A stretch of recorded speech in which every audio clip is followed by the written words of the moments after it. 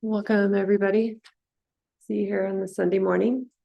We'll begin with chanting what we call the 4 quarters chant. It's on page 28 in your chant book. Am I right about that? 28 or 30? 30. The same thing last week, didn't I? Okay.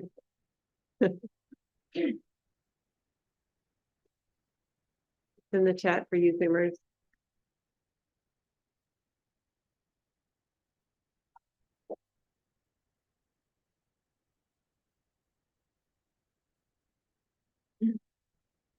If you're new to this, it's a simple repeating chant. So hopefully you'll catch on. You can just listen if you'd like to, but it's just we move from cultivating a heart of loving kindness to compassion to gladness to equanimity.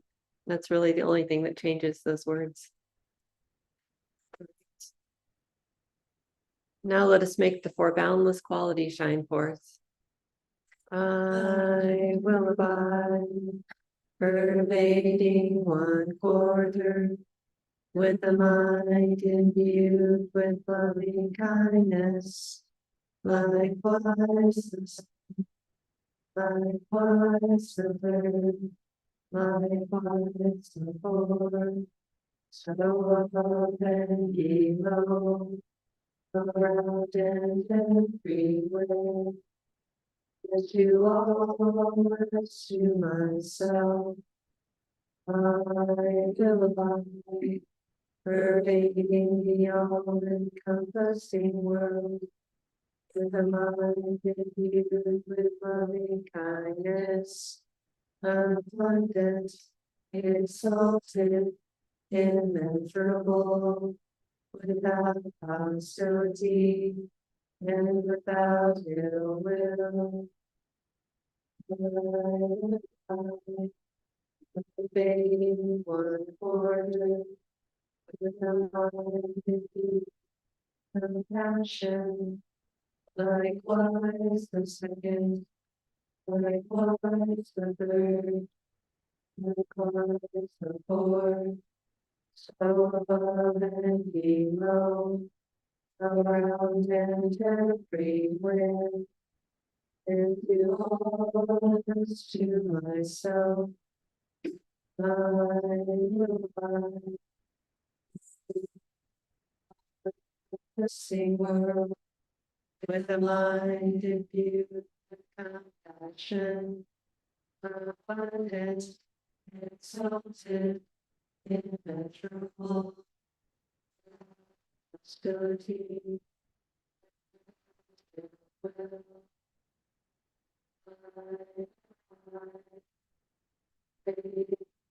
order, mind imbued with kindness.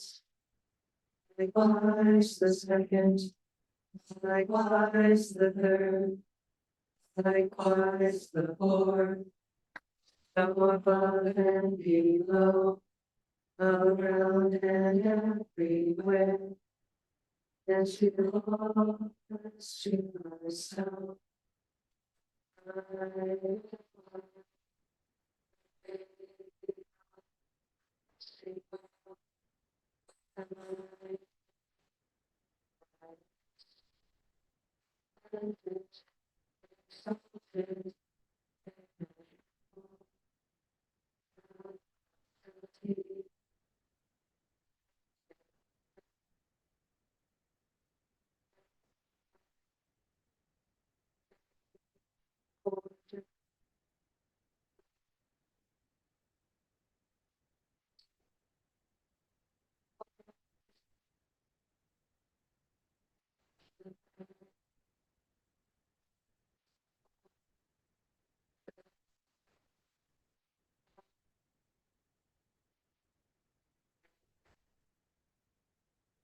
all others to myself.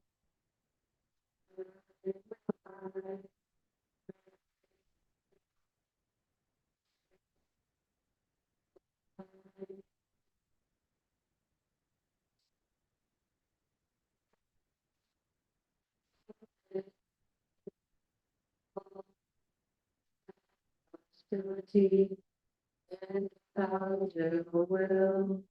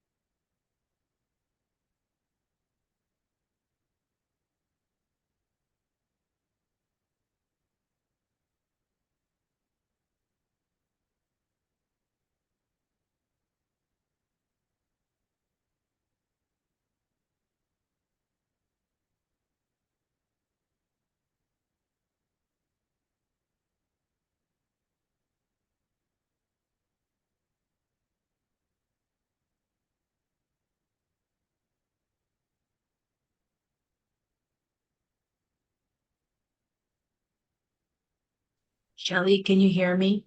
We cannot hear you at all.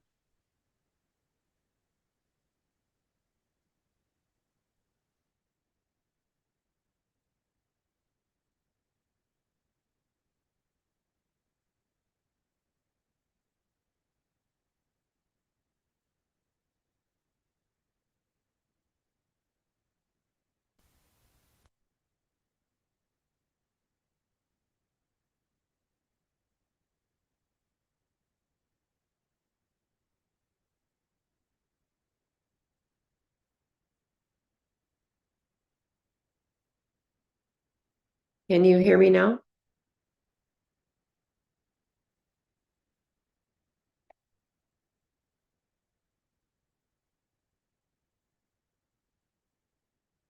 Thanks for letting me know.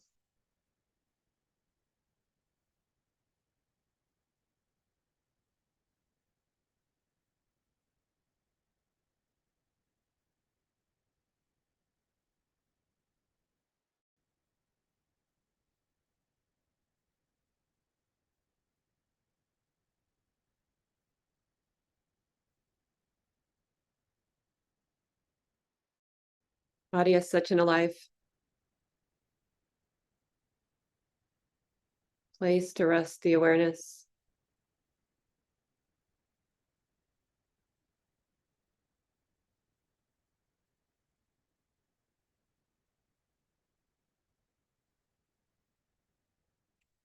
Its own systems and mechanisms.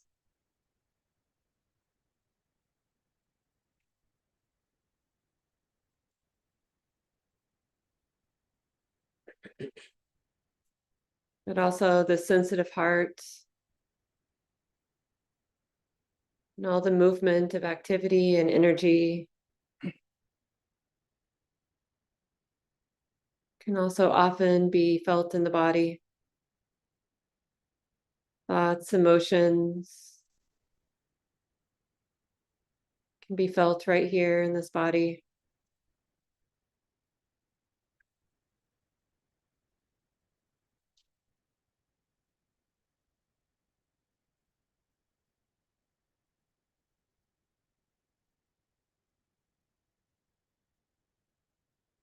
So just for the next half hour or so, we're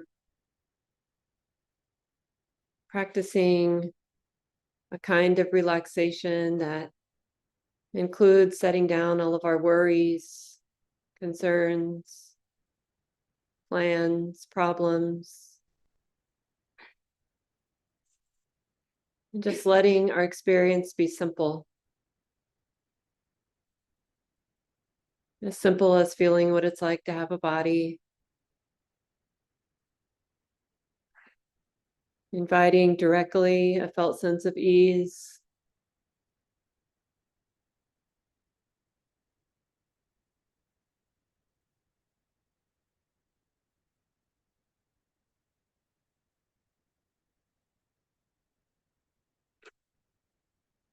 inviting any places of tension to release.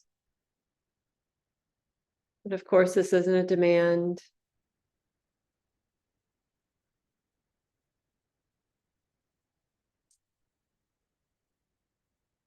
We can accept life on life's terms, the body as it is.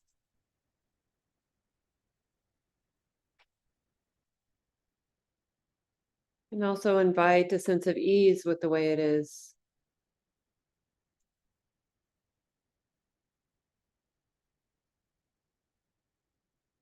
Sounds get to be sounds.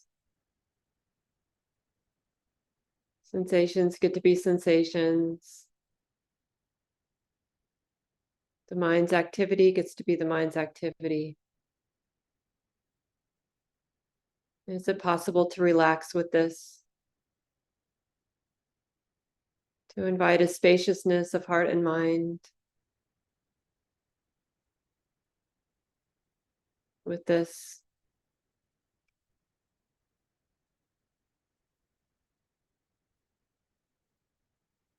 And of course, we'll forget that spaciousness is possible.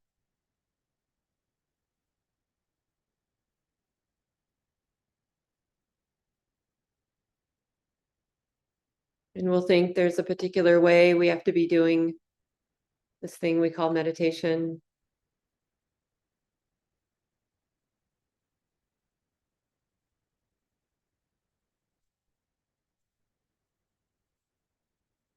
And that moment gets to be part of our experience also. This moment of being in contention with the way it is.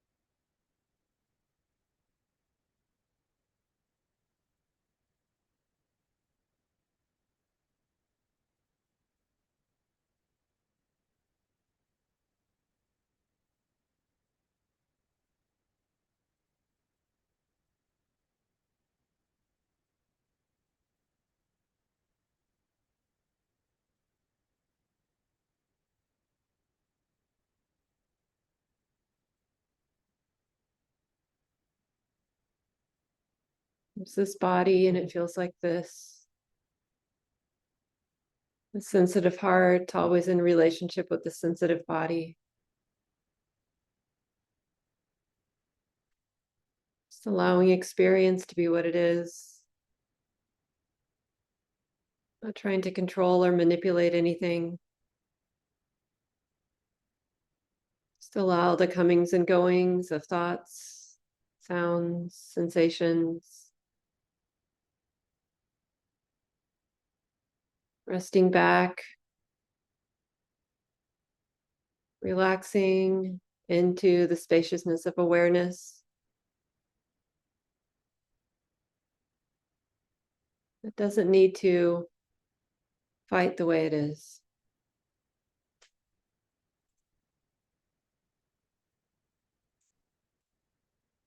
simple. It's just this.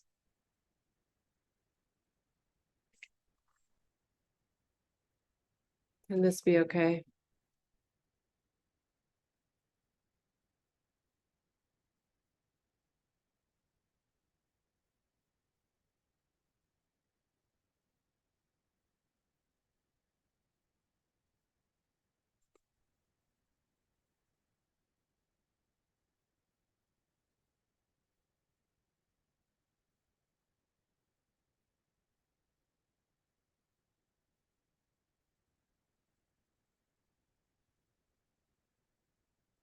Remembering simplicity as we continue in silence now.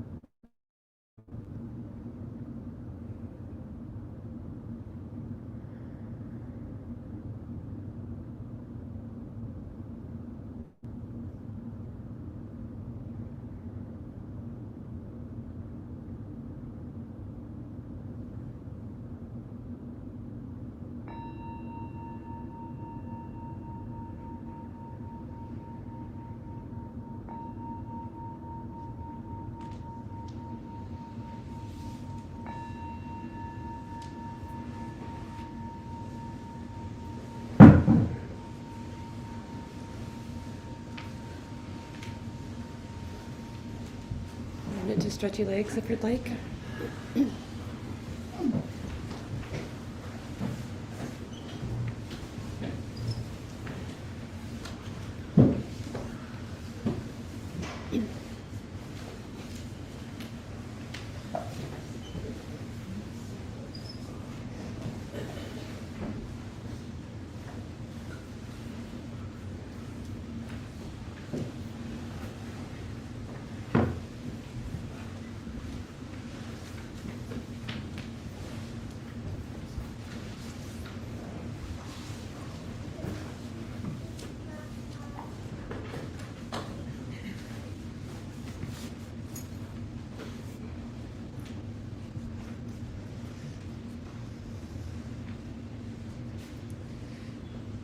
Good to see you all.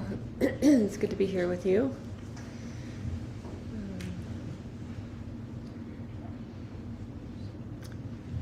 Sorry about the sound zoomers. Looks we had a mic fail situation over here, so we'll try to get that replaced before next Sunday morning. But hopefully you can hear me now. I'm using the sound out of my computer. Yeah, great. I'll try to speak up. So I'd like to share some reflections on wisdom awareness this morning.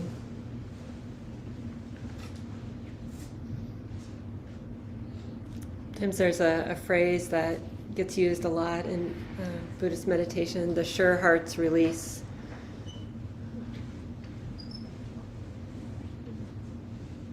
And our ideas of what freedom is or what that sure heart's release might be, probably varied, but also it's hard to really point to.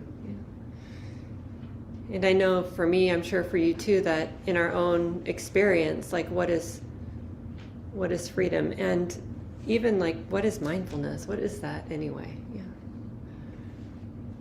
But the sure heart's release is the Buddha's big promise that there is this possibility of freedom that exists for us, all of us, every one of us, in the here and now. And it's beyond what we can imagine. But even a taste of it is pretty good. And some of you, you probably all experience that, just a moment when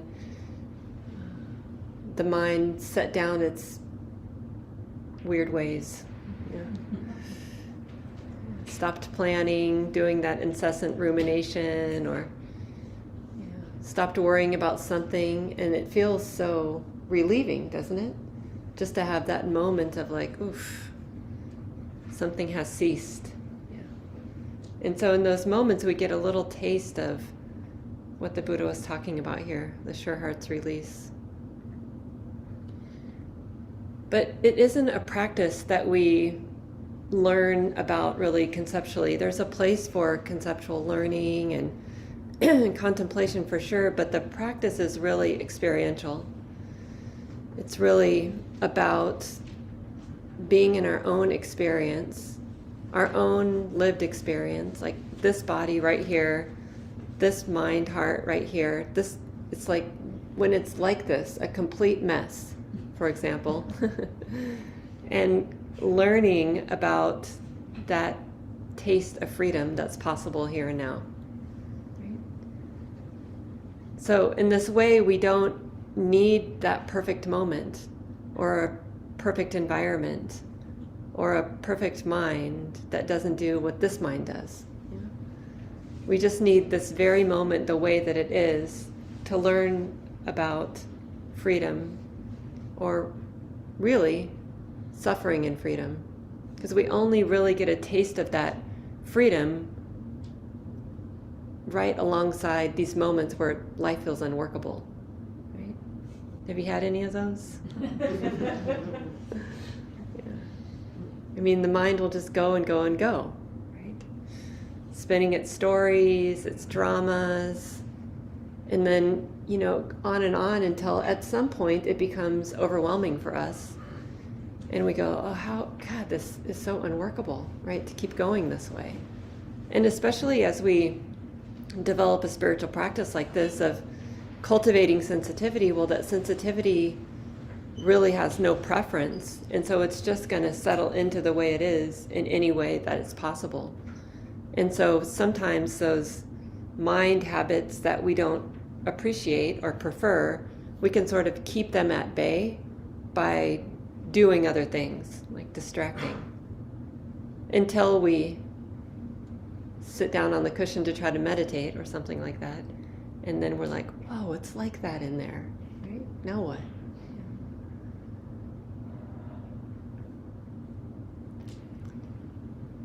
So in the discourse in the Satipatthana Sutta, which is a pretty central discourse, a teaching of the Buddhas, in which he described the four ways to establish mindfulness, 4 foundations of mindfulness. And it's the ways to establish mindfulness from the gross to the subtle. Not because the gross is less important than the subtle, or the subtle is more important than the gross, or anything like that. It's just a way of kind of looking at how is it possible to establish, to be sensitive, to be a sensitive human being with the way it is, and in a way that includes everything, from the inside out, right? So the first foundation of mindfulness is mindfulness of the body.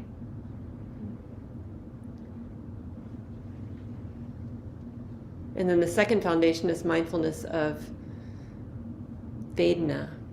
We use that word because even though it's a word that is not, we don't usually, it's a Pali word, the scriptural language of the teachings.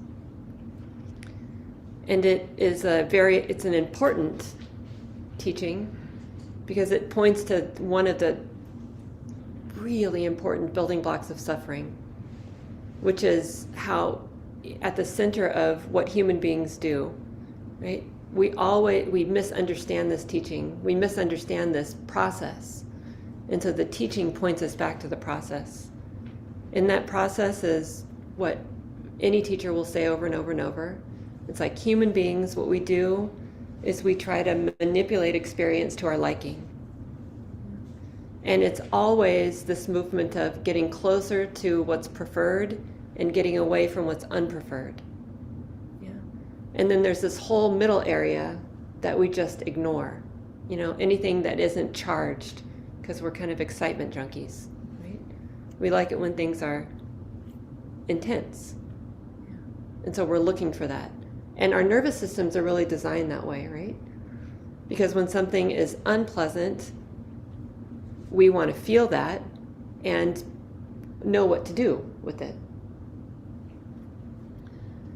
But the challenge is that when we live our lives this way, then we're really bound tightly, to a narrow slice of life. And it won't work forever. It may work for a little while, or maybe longer than we think sometimes, but it won't work forever, because eventually we'll have moments when we can't just manipulate experience to our liking. So when we go back to mindfulness of the body, we're really learning how to feel life move through this body. We're learning how to bring the sensitive heart and mind online right here with where everything happens. In the beginning of the Satipatthana, the Buddha says this, or we think the Buddha says this. The teachings were carried forward orally for about 400 years, so by the time they were written down, we get a sense of it.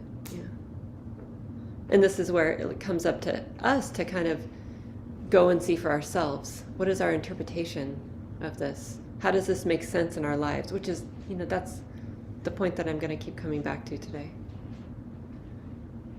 This is the only way, practitioners, for the purification of beings, for the overcoming of sorrow and lamentation, for the destruction of suffering and grief, for reaching the right path, for the attainment of nibbana, namely the 4 foundations of mindfulness.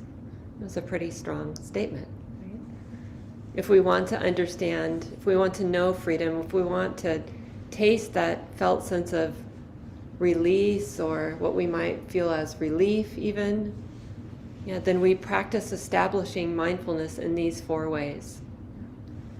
And although it may seem like, all right, mindfulness of the body, heard that, been there, done there, we really, this is not easy. Most of the, I mean, I've been at this for a long time, and so I am certain it's not easy. Yeah. I mean, so much of the time I'm walking around a thinking being, a disembodied thinking being, right? There's not a felt sense of what it feels like right here in this body until it is so charged, right? Either feels so good that there's a noticing of it, or most of the time until it feels so bad that there's a noticing of it. Like there's chest pain or intense knee pain or something like this. But most of the ordinary moments of our life, like the body is often in a gray area where it's not charged enough for us to tune into it. Right? But the gift is that when we learn, even in our own ways, because it is always go and see for yourself. When we learn to rest the attention, right, to point the attention, to rest awareness in the body, then we become way more sensitive to the workings of the mind. Yeah. A lot of what pulls us along, like this habit to manipulate and grasp after what's going to make me feel grounded or safe, all the time, is going to show up in the body, right? And that's all. It's also going to show up when we're kind of off the mark. Yeah. We're like, okay, the mind is just grasping right now, and actually life is like this. Yeah. So that wisdom awareness, that grounding the attention in the body, is one thing, but learning how to accept life on life's terms is where wisdom gets joined with awareness. And we often call that wisdom awareness. Right? So mindfulness itself, just like noticing the body, it's not, Sayadaw U Tejaniya, one of my teachers, has a book, When Awareness Alone Is Not Enough. And this is what he's pointing to, that just that simple reflecting back of what's here is not enough for us to feel freedom, right? And we may even, when practice starts to, in the beginning, it's all we've got, right? Just learning how to attune to the way it is plenty. Oh yeah, feel this body in a way I didn't. But pretty quickly, we'll need to rely on wisdom to develop sensitivity, or 1, life will feel like it's unbearable, or 2, it will feel meaningless. So this sensation in the body, why does that matter? It's a good question. Right? Has anybody had that question before? Like, I keep coming back to these Sunday morning programs, and why am I doing this? Or why does this matter? Yeah. And it's like there's some bit of wisdom that's there that's like, well, mindfulness alone isn't the ultimate. But mindfulness with our Ajahn Brahm says kindfulness, right?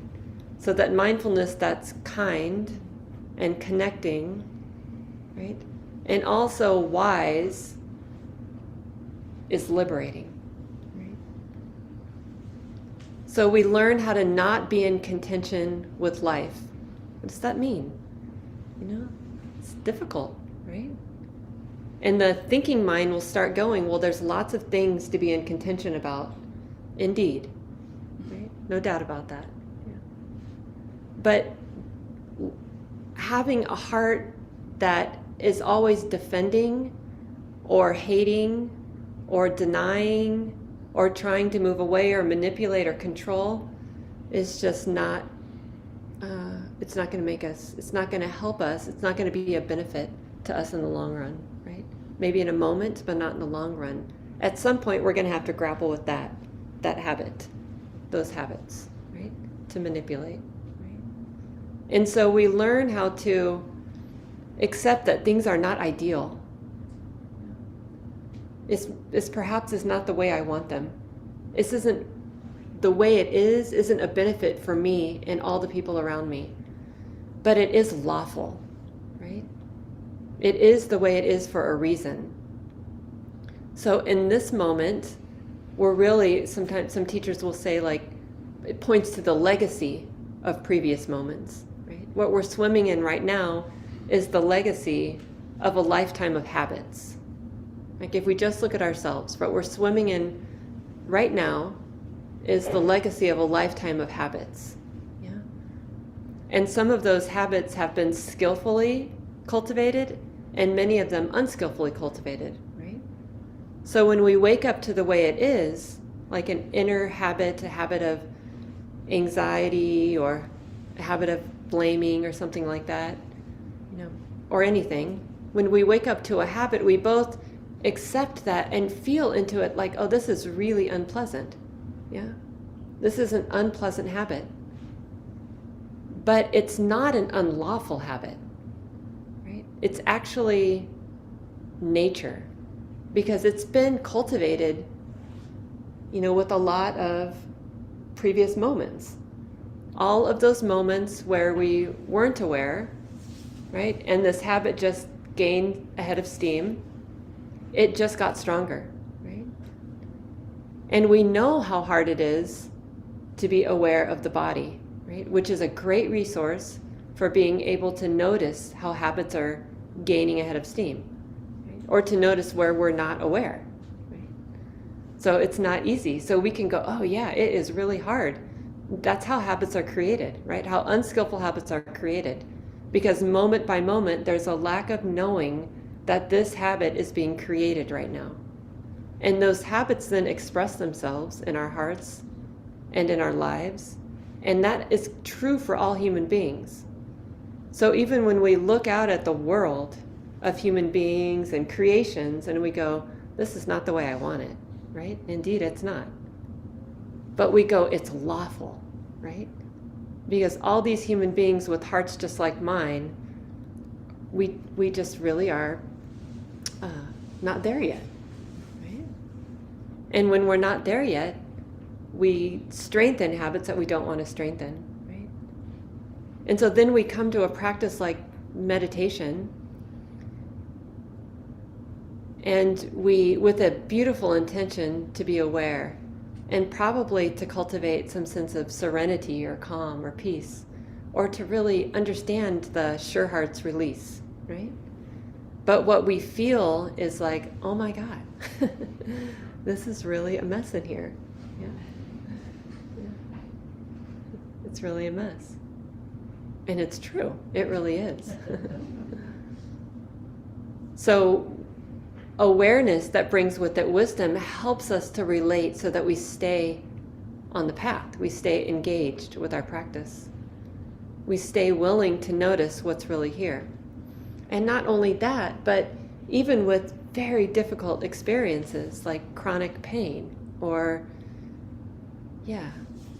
depression or, whatever else we might experience that feels like oppressive to us, like a mind that incessantly ruminates about something that feels irrelevant in this moment, right? Even with any of these habits, then the heartfulness, the wise heartfulness practice is willing to relax with those habits, not because we want them or because we prefer them, but because they're lawful and they're here. And the only way to transform unskillful habits is through wisdom. The wisdom that understands, like, what options do we have?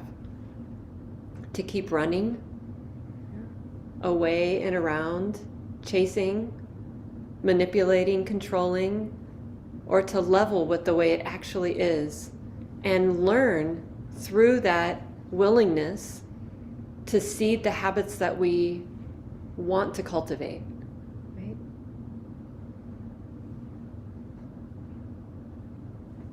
So sometimes I've been using this phrase in my own practice, like bearing witness, right? That's what it feels like. That feels loving to me, to bear witness to the way it is, right? It's like the heart that is willing to set down its compulsion to run, but to actually bear witness to the way it is. Yeah.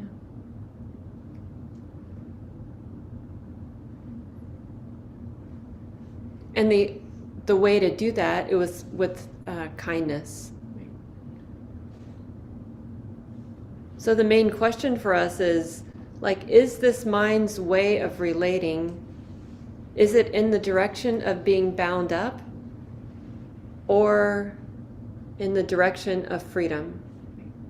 Does this way of relating come with a taste of that freedom, taste of liberation, or does it come with a taste of control or manipulation? Right? And even if, like for me, just easy to use myself as an example all the time, you know, it's like no shade. I know the way it is. Like a lot of the time, these moments of manipulation, like I'll just know, like, oh, the heart is like manipulating experience right now to try to get what I want. You know, what I want is to have a pleasant experience. That's normal to have a pleasant experience. But the question is, like, relating in a way that somehow lets that habit just go on its own. Is that in alignment with freedom? No. Well, how about relating to this heart that's just looking for happiness in this way, with kindness and relaxation? You know, that sort of breaks my heart open, right? It could make me teary a little bit, like, oh, that's so much better, sweetie. Right? So even in those moments when the heart is really acting out its habits, like, oh yeah, and we feel or we believe like this is the only way to go, right? To keep manipulating experience like this. We can just like be touched by that, right? And in that moment of being touched, right, and being sensitive to it and allowing experience to be what it is, it is a taste of freedom.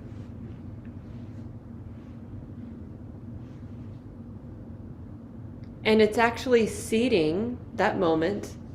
The fruit of that moment will be freedom. Because in that moment, what's being cultivated is skillfulness. It's indeed skillfulness. It doesn't feel like skillfulness because what we're fixated on is getting rid of what we don't want, right? But the skillfulness is there because of the heart's capacity to receive what's already here, to not be in contention with life as it is, right? And when we accept life on life's terms, when we accept, oh, this is just a lawful unfolding, this is here for a reason, right? Then we are right in alignment with natural law. Right?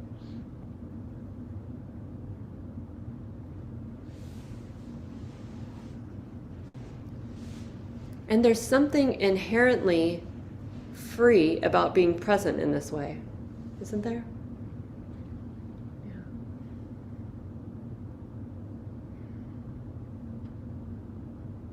We're free from trying to make the conditions of the present moment different than they are. And when the energy is freed up this way, you know, there's just a kind of lightness and levity towards our participation that wasn't there before, right? When we were bound up with control and manipulation and all these things. In many ways, I'm using these words because they really resonate with me. But the go and see for yourself part of things is always, how is this for you, right? What are the words that bring this home for you? Yeah. And you have to look and explore. Right? So connecting and lingering is different than fighting or manipulating. So we connect and linger in the present moment with a sense of a kind heart and a sense of ease so that we can feel into and experience the heart's willingness to be free because of wisdom, right? Not just because of mindfulness and not because of trying to get what we want. But it's not like we get this or experience this moment of freedom and just hang out there for the rest of our lives. Ooh, wouldn't that be nice? Like, I've tasted it now. You know, may this grow, may this continue, may it never end. Well, that's a wonderful wish, but it's not life, is it? For any of us. Yeah, I wish. It's like this willingness to continue to cultivate that non-contentious attitude in all of our days, in all of our moments, yeah, to continue to remember the body. I was out teaching at Spirit Rock Meditation Center a few weeks ago, and it rained almost every day of the 7-day retreat, except for the very last day. There was the sun, the rain stopped in the morning and the sun came out, like while everybody was going home. It was really beautiful. But on all these days, it would, some light rain and some heavy rain, and where the teacher stays a little ways away from the meditation hall, and so we'd get this nice walk in the morning down the hill. It's in the mountain, so there's lots of hills, and I just noticed, like, even though the streets are paved, sloping, towards where we want the water to go, water just makes its path, on the hill down from the teachers' cottages to the road that goes to the meditation hall. Like, the water was just moving from, its intended place out into the dirt in this way, curving around, kind of going downhill for sure, but in a kind of wonky way. And I was just reflecting on, like, oh yeah, this is how the mind, this is how practice deepens. Yeah, it's not ever, just like, oh yeah, here's the pathway. You just go and flow downhill towards liberation. It's really curvy, yeah, but always slopes in the direction towards freedom. When we cultivate this non-contentious attitude, right, there's a lawful movement towards deeper and deeper freedom when we cultivate a relationship that's non-contentious.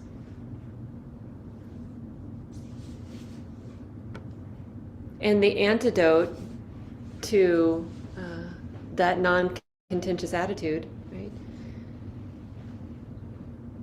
is keeping the way it is in mind. Yeah. So it is the way it is, right? And there's many ways that we might explore that on our own, and I would really encourage all of us to. How is it? Yeah. It's always a relevant question. In this moment, how is it? For this body, with this body as it is, and this mind as it is, right? And then wisdom at times can be pretty, wisdom can understand, oh, this is just mind and body, right? This is just a coming together of conditions in this moment. Yeah. It's like this, like, I really know it's like this right now. And that's a good thing to know. Like, it's like this in this body, right? It hurts. It feels like hell right now. This feels really unworkable. That's a good thing to know, right? Because it's really honest. Yeah, so the way it is with this belief, right, that I don't know what to do, or I don't even know why I'm doing this. Yeah. And then we let the heart break or crack open in that moment because we're being real, right? And then the mind looks for something that's going to be supportive, right? We can rely on our old habits of just avoiding or getting, but if we're sincere, then we reach for something that's going to be more meaningful, yeah, in the long term. Like, this is just nature, or this is lawful, right? Or this is just how water flows, sweetie. Sometimes in a curve, and sometimes even looks like it's going backwards and then flows right back down again. Or this is always changing. Yeah, it's not, even though it feels like this has a fixed point, it's only because there's a me that needs there to be a fixed point, right? There's a me that needs this to be not like this right now, and that's the fixed point. because there's a belief that I'll be happy if it's not like this. Or there's a me that needs this to stay forever. And now I need to be a person who is good like this, right? Which is a trap, of course, in either direction. So we keep this, we keep change or inconstancy in mind. Yeah? We keep this willingness to be sensitive in mind, a willingness to be with it the way it actually is for us, to not fool ourselves, to actually be truthful about that, to not believe what we hear, right? Or not go like, oh yeah, that word really works for me when it doesn't. But we find our own descriptors. They may not come even in words, but just maybe an intuitive sense of things, right? Oh, this is the way it is for me. It's such a wonderful thing. Yeah. And then we keep the way it is in mind by remembering, even if it's in a very mild way, like, oh, I know that's what they say, this is nature. Can the heart just taste that for a moment? Yeah. Can the heart taste that? Or things are moving, it doesn't feel like things are moving. But what happens when I remember that and look for a spaciousness of heart or mind? You know, how does that shift my relationship to the present moment? Does it make me feel more bound up and tight? Or does that lean in the direction of freedom and release? Check that out.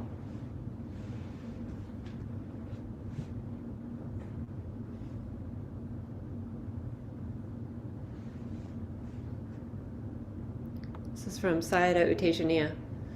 The word in Pali for meditation is bhavana, which literally means cultivation. The reason why cultivation is important is because it is the nature of mind to arise and pass away every moment. The mind is discrete. It arises and passes away. But what it leaves is a legacy for the next mind that will arise. So cultivation of the right things is important, so the right legacy is passed on. So whether you allow to live and grow, so whatever you allow to live and grow in your mind, whether that quality is positive or negative, will, as you allow it to remain in the mind, grow strong and stronger, because the legacy is being passed on. That is why if we want to cultivate meditation, if we want that to grow, we have to practice nonstop. We love these provocative statements, like you have to practice nonstop. But I think what he's pointing to is just, we have to keep watching. Yeah. And I'll end with this little quote from Ajahn Chah.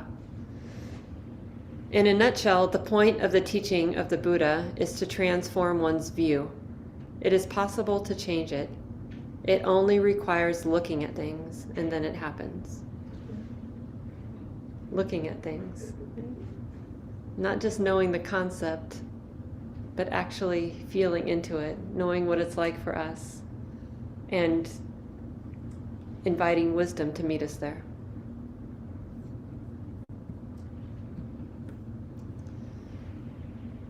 Let's take a moment just to sit together. And let go of the words.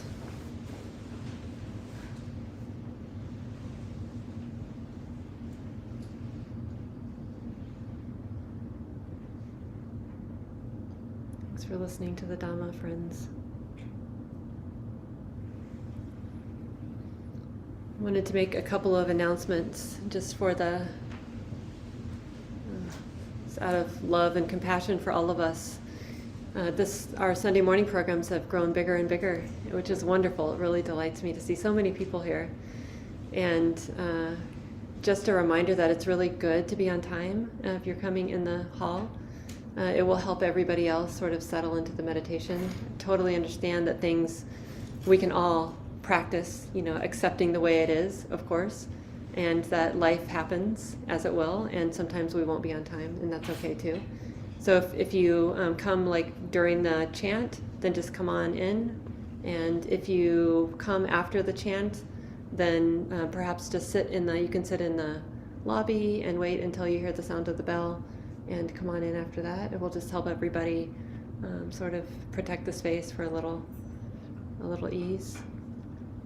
And some of you out there, like I feel more nervous saying this right now than I did during the Dharma talk, because I don't want anybody to feel bad, right? But it's just like, we also don't want it to feel like there are a bunch of hidden rules in a place like this, right?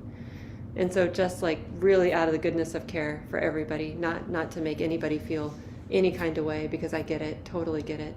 And we want to be a place that feels accessible to everybody too, yeah. So don't feel like this is directed, it's not directed at anyone, but as we've been growing in crowd and numbers, I felt like it should just say some of this so it helps folks. I always begin with a chant, so that's a good there. And I also want to say that children are always welcome in here. So if you have, we're working on increasing the days of the children's program, so maybe it'll be every week at some point, but we have 3 programs, children, preteen, and teen programs, and only 2 spaces, so it's a bit of a scheduling conundrum to figure out how to make that happen. But even when we don't have the children's program, kids are always welcome in here. So parents feel free to take care of your kids in that way. And there's toys in the cabinet in the community room, and they can bring them right in, or you can have them on a tablet or something, or a book. It's always fine to do that. So, and parents with babies, as Annie demonstrated a few weeks ago, can keep them in your arms. You can feed them in the hall. So we're not trying to be a place that feels sterile either, and a live place where human beings have human needs, and we're just like seeing if we can take care of one another. We also we aim to be a scent-free place. It's not always possible, but some people have serious sensitivity to scents, and as best we can, we try to not put the perfume on when we come in or something like that. And then we try to keep food and drinks out of the hall, so water is fine, but anything else, just keep in the community room until after the program. Okay, so forgive me if any of that came across as not the way I intended, but please know it's said with a lot of love and not any judgment. Okay. All right, I'll hand this over to Lucy, who will help folks online who want to stay for small groups, and Lisa and Crystal are here to help coordinate people in the hall. Thanks, everybody. Thank you.